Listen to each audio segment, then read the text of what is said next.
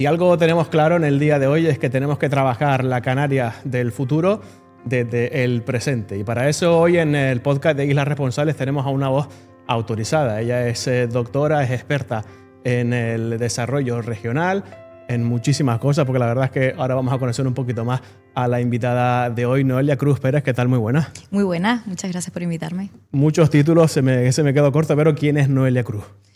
Bueno, a nivel títulos educativos, vale. Pues mira, yo soy ingeniera de edificación y mis planes llegaban hasta ahí, pero después por cosas de la vida hice ingeniería civil y posteriormente me incorporé al mercado laboral y más adelante vuelvo a la academia, en este caso a trabajar en investigación, y ahí también me saco el título de ingeniería agrícola, máster en desarrollo regional y doctorado en desarrollo regional. Y en medio me había sacado el título del máster de tecnología y gestión del agua. Un buen currículo que te trae a lo que vienes hoy aquí a este podcast, que es sobre todo hablar, bueno, ahora formas parte del Comité de Personas Expertas en la Agenda 2030, en cambio climático. ¿Cuál es el desarrollo de tu día a día laboral? Pues es bastante variopinto, la verdad, porque yo ahora soy docente en la Universidad de La Laguna, también soy investigadora y también formo parte del Comité de la Agenda 2030 de Cambio Climático. Entonces, la verdad que la agenda va variando, ¿no? Hay días que pues doy clases, estoy en el aula con el alumnado, días que estoy más enfocada a reuniones porque tengo que conectarme para trabajar un tema determinado del caso de estudio del proyecto en el que estemos trabajando, ¿no? Por ejemplo, Natalie, que estoy trabajando ahora, o Génesis. Y hay veces que estamos convocados en presidencia de gobierno para tratar un tema puntual y colaborar con el gobierno en alguna materia que tengamos pendiente. Entonces, la verdad que me voy adaptando, mis semanas nunca son iguales la una a la otra. Sobre todo ahora en asesoría también, en esa parte de que tanto hablamos de la Agenda 2030 y de cambio climático, ¿no? Eres como un puente también entre universidad y el gobierno de Canarias, ¿no? Efectivamente, eso la verdad que me llena mucho porque trabajando en investigación pues ves bastantes ámbitos de mejora, ¿no? Y poderlo decir en el sitio donde te van a escuchar porque es donde se toman las decisiones, pues yo creo que nos reconforta mucho a todos los que formamos parte del comité, al menos dar nuestra opinión con rigor, ¿no? Y científica en un entorno donde bueno, pues se va a escuchar y se va a intentar que se mejoren las cosas. Volviendo un poquito al pasado, ¿de dónde nace ese interés por la ingeniería, por el territorio, por la edificación, me decías? Efectivamente, sí, pues yo quería ser aparejadora, no sé muy bien por qué, pero me hacía mucha ilusión y lo logré, ¿no? Yo tenía muy claro que iba a ser algo de ciencias, y ciencias pues pueden ser más de tecnología o bueno, sociales o de la salud, ¿no? Y yo sabía que de las ciencias que me llamaban las de la tecnología, ¿no?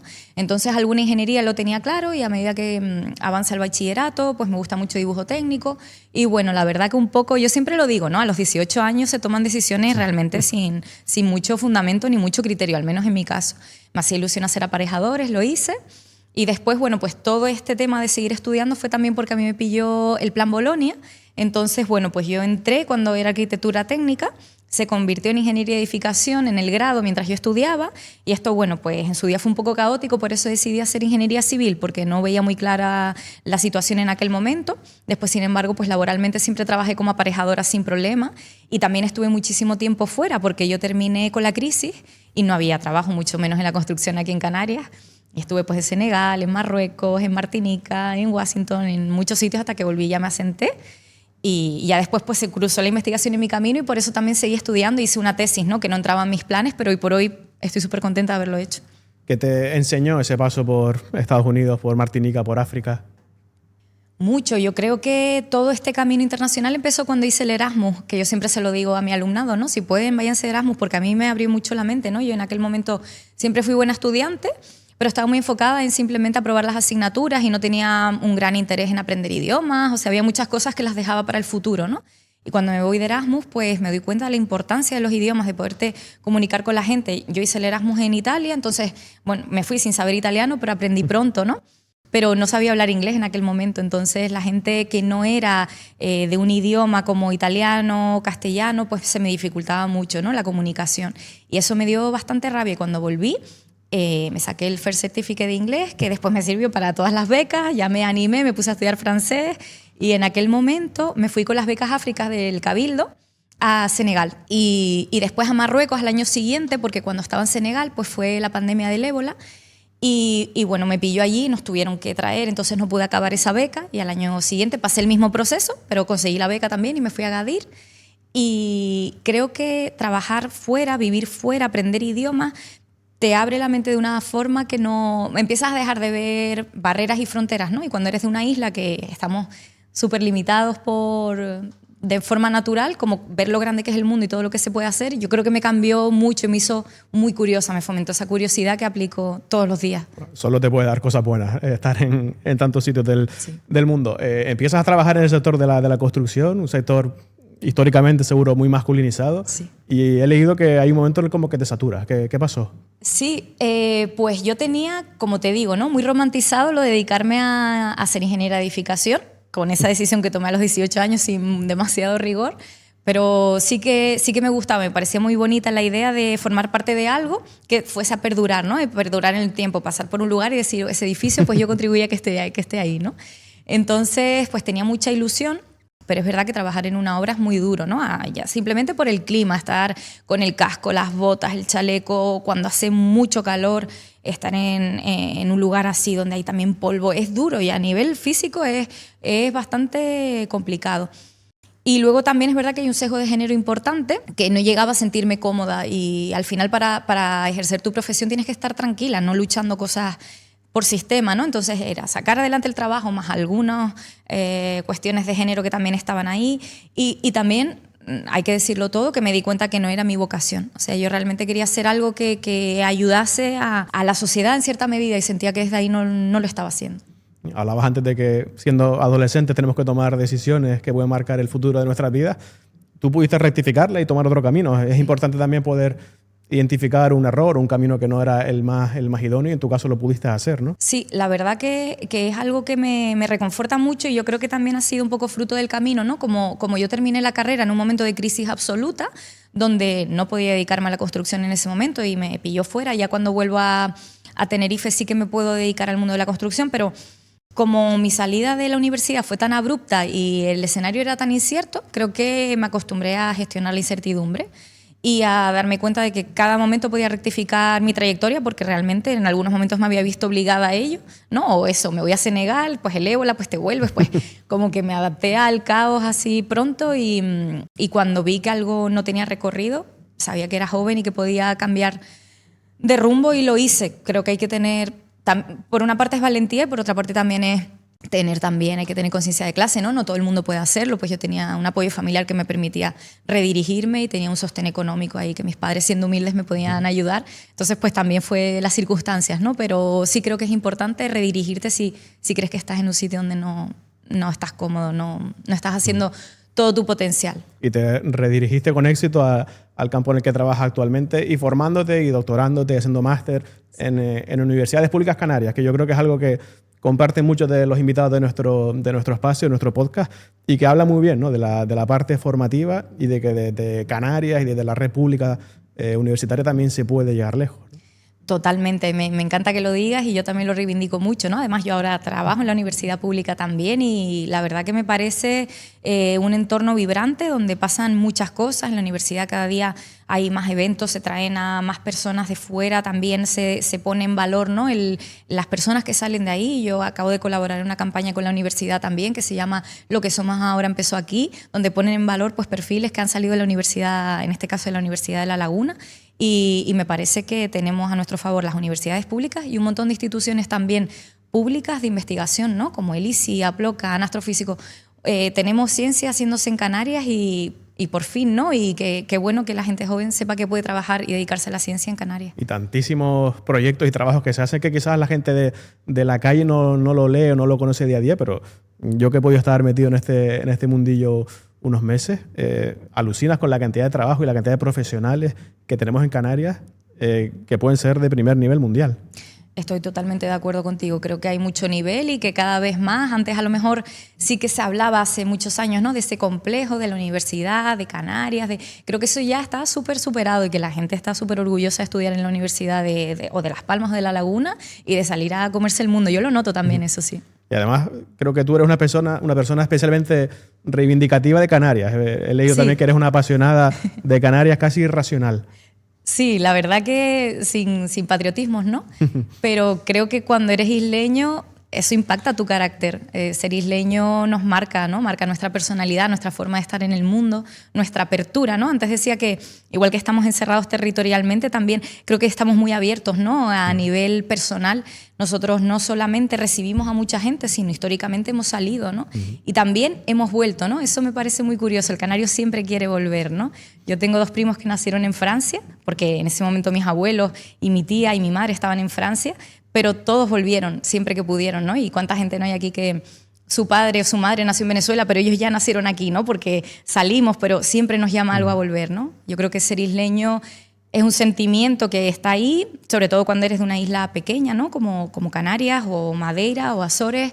Y también es verdad que son territorios donde tradicionalmente hay una pobreza estructural, ¿no? Y creo que eso también nos marca, ¿no? Somos pues muy luchadores, hemos tenido que currarnos mucho nuestro entorno donde estamos, también se nos ha precarizado en cierta medida al vivir tanto del turismo y creo que tenemos muchos factores que nos definen y que también veo que la gente joven está tratando de reivindicar muchos aspectos, ¿no? Como nuestra herencia Masic, por ejemplo, últimamente cada vez lo veo más en redes, ¿no? Y me parece súper bonito porque al final estamos haciendo un trabajo de oye, ¿qué pasó, no? Precolonialmente aquí había, o sea, todo lo que había, ¿por qué lo perdimos, no? ¿Cómo permitimos que se perdiera, no? Que también tiene una explicación histórica y cultural.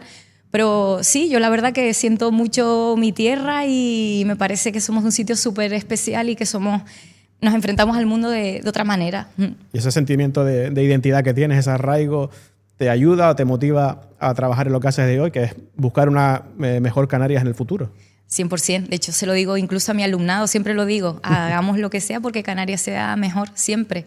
Y insisto, creo que estamos en un momento donde estamos viendo como mucho potencial, muchos sectores que están despuntando, mucha ciencia hecha desde aquí, donde hay también como mucho orgullo, ¿no? Y muchas ganas de mejorar la tierra y lo veo de verdad y yo trato de poner mi granito de arena, pero que es algo que veo. No me siento sola en el desierto predicando, sino creo que estamos todos en esa, ¿no? En ese granito de arena que tú aportas, se habla mucho de, como decíamos antes, de cambio climático.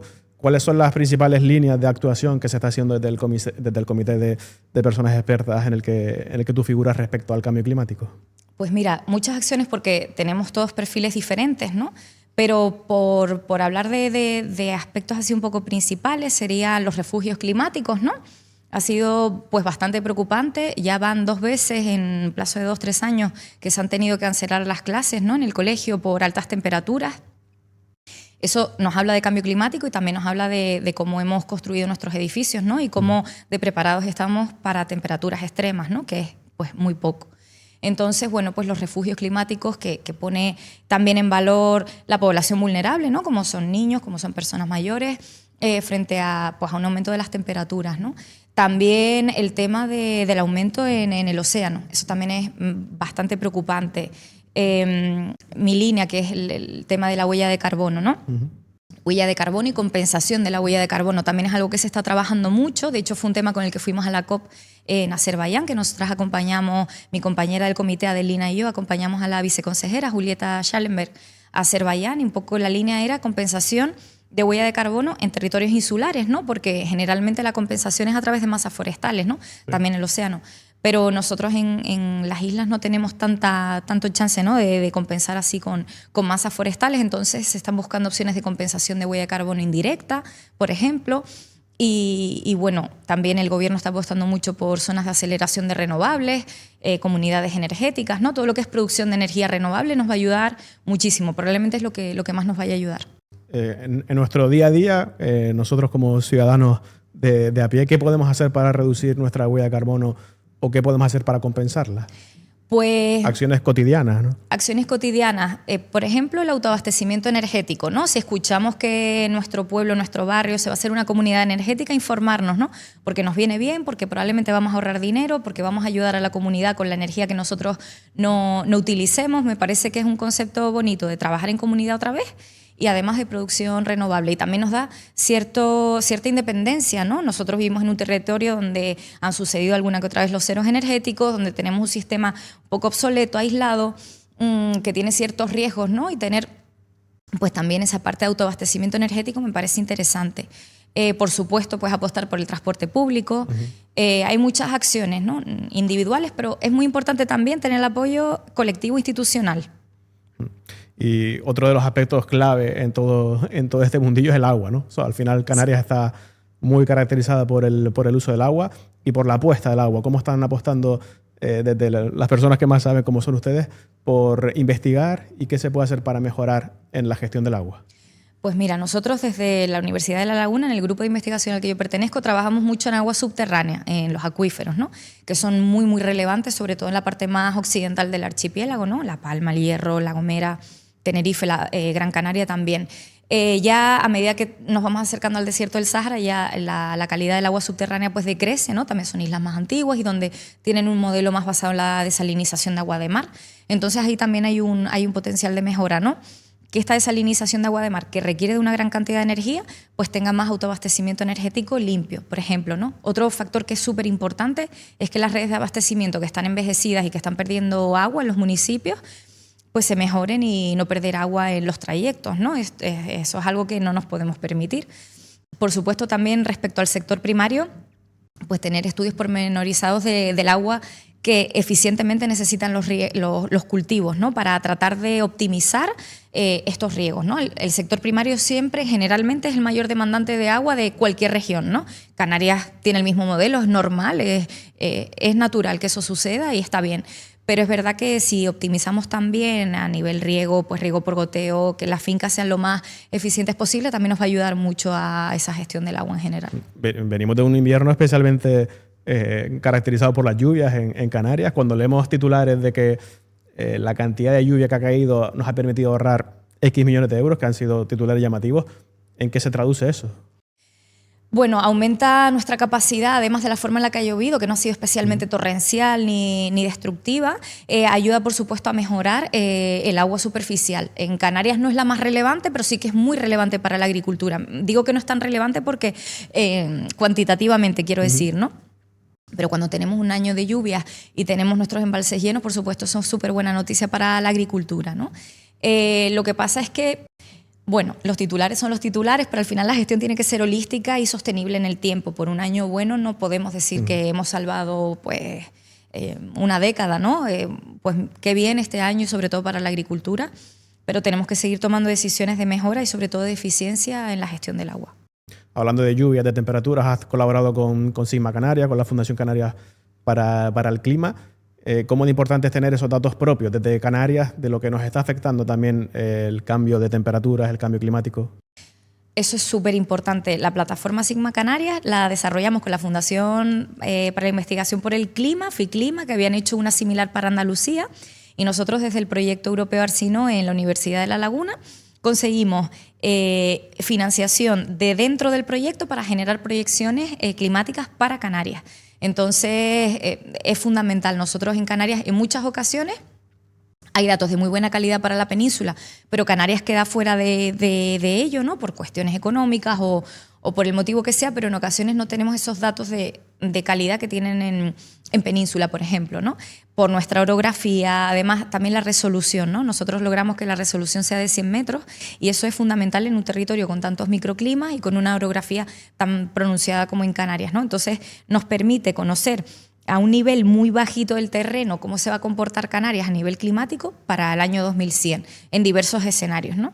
Y eso es sobre todo relevante para otros grupos de investigación que están trabajando en algunos aspectos y les interesa tener datos de calidad a futuro del clima de Canarias y también, por supuesto, para las instituciones públicas y su toma de decisiones, que nos consta desde la Universidad de La Laguna, que ahí trabajamos nosotros, Juan Carlos Santamarta y yo, con la Fundación para el Clima para sacar estas proyecciones, y nos consta que desde los consejos insulares de agua se está utilizando mucho, desde los cabildos, y nos llena un montón porque esa es la idea. ¿Hay algún tipo de dato, aunque no sea un microdato, pero algún dato genérico que en lo que tú digas que Canarias va hacia ese futuro y que tenemos que hacer algo para remediarlo? Vamos a un escenario de aumento de temperaturas y de menores precipitaciones. Entonces los periodos de sequía se van a alargar. Las altas temperaturas no nos vienen bien por ningún motivo, ¿no? Principalmente porque nosotros no estamos acostumbrados a altas temperaturas, eso es así, ¿no? Nosotros los canarios estamos acostumbrados a un clima muy cálido, muy templado, y si nos dan cambios bruscos de frío o de calor, pues los llevamos mal, ¿no? Ya hemos visto, como decíamos antes, el tema de los colegios, por ejemplo. Entonces, ese aumento de la temperatura y esa disminución de la precipitación va a afectar, por ejemplo, también a los cultivos, ¿no? Sobre todo, especialmente a la zona de medianías. Se espera también que haya un cambio en el alisio. Entonces nosotros tenemos una humedad natural en el terreno, sobre todo a ciertas cotas en Canarias, ¿no? Donde se dan los cultivos de medianía de secano, ¿no? ¿Qué sucede? Si el alisio cambia, aumenta las temperaturas, a lo mejor ese sector primario de medianía no se va a poder mantener en el tiempo, ¿no? Ya estamos viendo el abandono del campo, ya está sucediendo. Entonces, todas las problemáticas que vemos en la actualidad lo que van a hacer es agravarse, ¿no? Entonces, saber que vamos hacia, definitivamente, porque cualquier escenario de los que planteamos en las proyecciones, ¿no? Y estos escenarios los marca el IPCC, el Panel Intergubernamental de Personas Expertas para el Cambio Climático, es decir, a nivel internacional. En cualquiera de estos escenarios, incluso el más amigable de todos, nos indica que el aumento de temperaturas va a suceder. En función del escenario que tengas, es más o menos temperatura, que depende también de las decisiones que tomemos en la actualidad. Pero bueno, en cualquier caso vamos hacia un escenario de aumento de temperatura. Esto va a complicar muchos sectores, ¿no? La agricultura, la gestión del agua precisamente, porque se aumenta la evapotranspiración.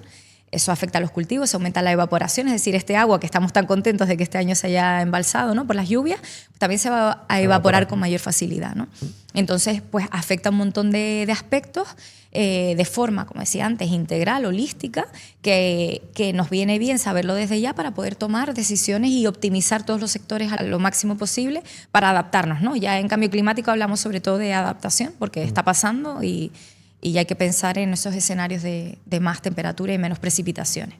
Seguramente sean datos comunes a otros territorios del planeta, pero ¿cómo nos afecta directamente a Canarias al ser una región ultraperiférica? Que es un término que escuchamos mucho, sobre todo a los expertos o a la parte política, pero ¿cómo nos afecta y cómo de importante es saber nosotros, para ser conscientes de lo que tenemos, ser una región ultraperiférica?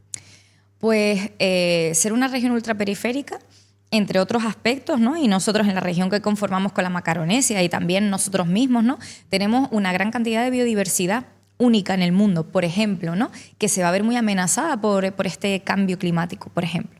Entonces, eso es algo preocupante porque, como dices tú, aunque estamos hablando de algo regional, tiene un impacto global, ¿no? Porque nuestra flora y fauna, que es única, si se ve amenazada por el cambio climático, pues no solo desaparece de Canarias, sino podríamos decir que puede desaparecer del mundo, ¿no? Entonces tiene unas implicaciones bastante relevantes, ¿no?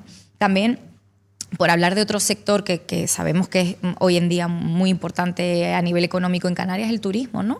Uno de los atractivos que tenemos aquí es nuestro clima templado. Si nos vamos hacia un clima más severo, más extremo, pues también habrá gente que igual decida no visitarnos, ¿no? Que eso también pues está ahí. La agricultura va a tener que adaptarse. Tenemos cultivos muy propios que son también pues nuestro arraigo, nuestros productos diferenciados que también se están viendo amenazados, ¿no? Entonces, bueno, muchas amenazas. La parte positiva, tenemos la información desde ya, o sea que podemos tomar decisiones al respecto que nos permitan adaptarnos, ¿no? Pero y ahora que hablas del cultivo, ¿hay ejemplos recientes y modernos de cómo nos está afectando toda la parte del cambio climático, concretamente al cultivo de muchos sitios, pero concretamente de Canarias, ¿no?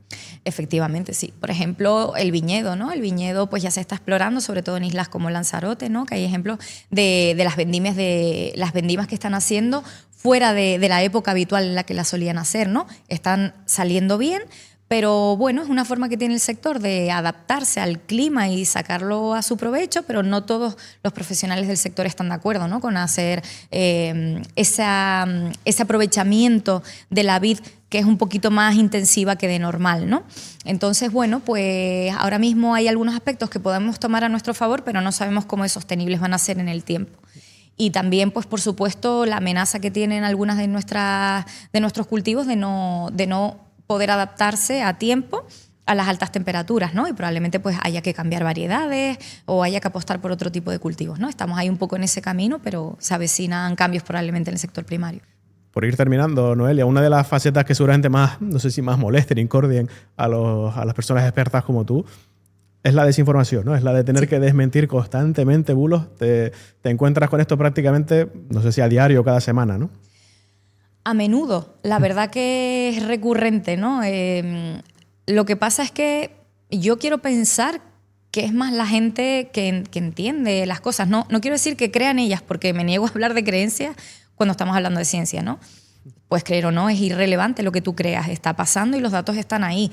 No es lógico hablar tampoco de es que yo no creo en esto, es que no es una creencia, no es una religión. Estamos hablando de datos contrastables, ¿no? Entonces, sí quiero pensar que hay mucha más gente que entiende el mensaje que se le da y que lo tiene integrado y que lo ve. Y luego, bueno, pues hay una corriente ruidosa que se dedica a eso, a querer tratar la ciencia como una religión, y eso no es cierto, ¿no?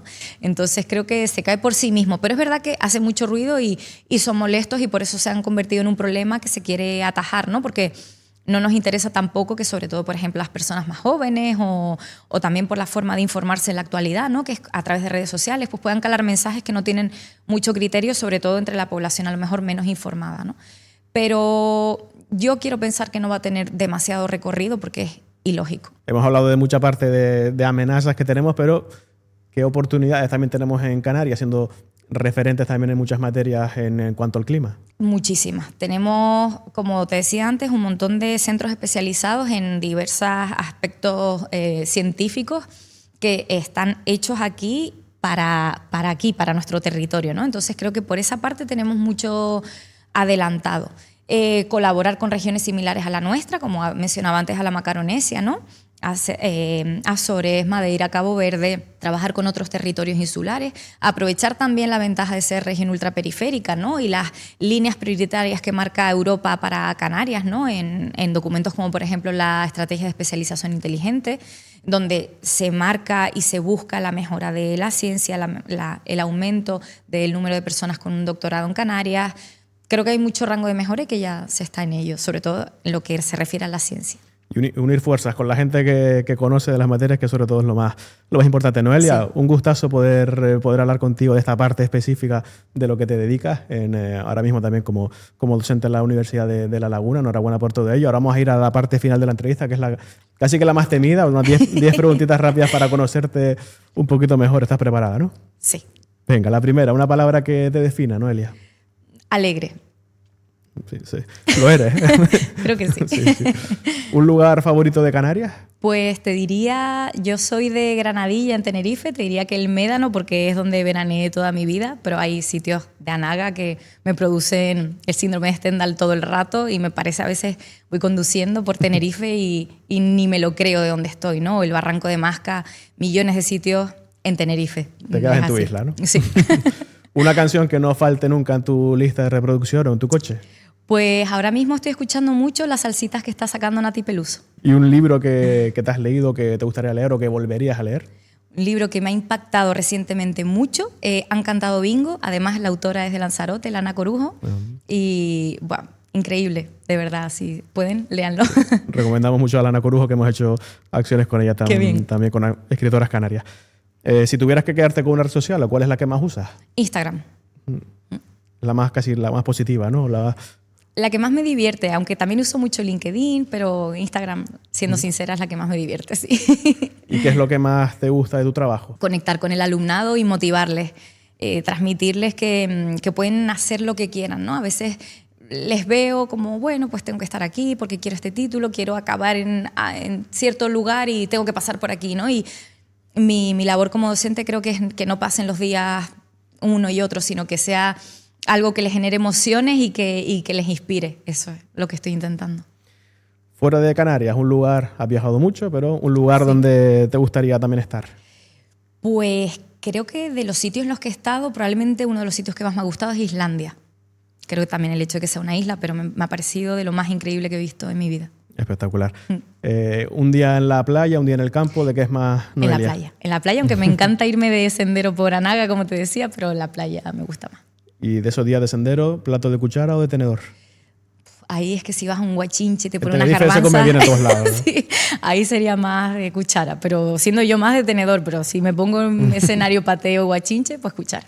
La 10ª, Noelia, un reto profesional que te quede por cumplir. Wow, pues esto no lo sé porque mi gran ilusión era ser docente una vez que empecé en la universidad y recientemente lo he logrado, ya por fin soy docente, así que supongo que seguir pues llegar a ser catedrática de universidad, por ejemplo. Sí. No es mal reto. Pues esa era la 10ª pregunta, pero siempre terminamos con una extra, Vale. que ya que hablamos de islas responsables y estamos enfocados en la Agenda 2030, me gustaría que nos dijeras que vinculado a tu campo, vinculado a tu profesión, un deseo que quieras para la Canarias del futuro. Pues creo que la Canarias del futuro necesita ganar autonomía en energías renovables, tener un autoabastecimiento de energía limpio. Eso es fundamental porque es lo que más contribuiría a disminuir las emisiones de gases de efecto invernadero en la atmósfera y lo que más contribuiría desde nuestra parte a en cierta medida, paliar, ¿no?, el cambio climático. Eso a nivel, digamos, puramente de lo que hago, de mi campo, ¿no? A otros niveles, pues te diría más cosas, ¿no? Sobre todo que nuestra economía esté más diversificada y que el acceso a la vivienda mejore, porque creo que es un problema grande que va a peor. Uno de los principales que tenemos, sí, no solo en Canarias, en toda España y en muchos lugares del mundo. Noelia, sí, ha sido un placer conocerte un poquito más, que nos hayas mostrado un poquito de todo de lo que sabes y de lo que eres experta, así que mucha suerte también en tu nueva etapa como docente ya, ahora sí que sí, de la Universidad de La Laguna, con todos los proyectos que tienes en manos y con esa colaboración estrecha que hacen desde las universidades y el Comité de Personas Expertas en el futuro de Canarias junto al gobierno. Muchísimas gracias a ti. Pues ahí tenés a Noelia, que es una de las invitadas ilustres que hemos tenido en este podcast de Islas Responsables, figuras talentosas de nuestras Islas Canarias. Nosotros volvemos dentro de muy poquitas semanas con nuevos invitados aquí en Islas Responsables.